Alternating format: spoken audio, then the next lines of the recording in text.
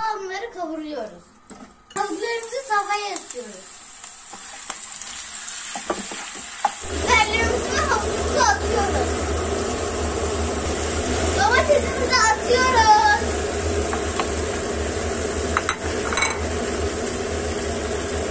Ve salçamızı atıyoruz.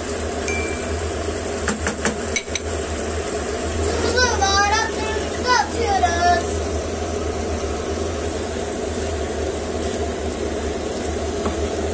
Annem eti pişirirken ben de patatesi eziyorum.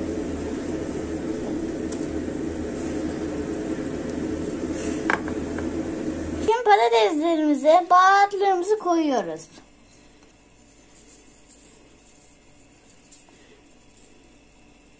Ve karıştırıyoruz.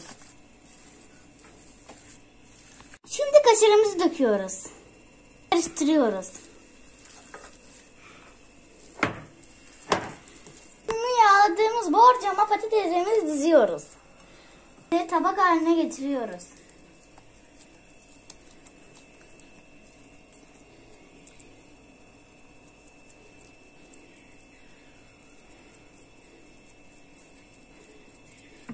Patatesimizin içine ekliyoruz.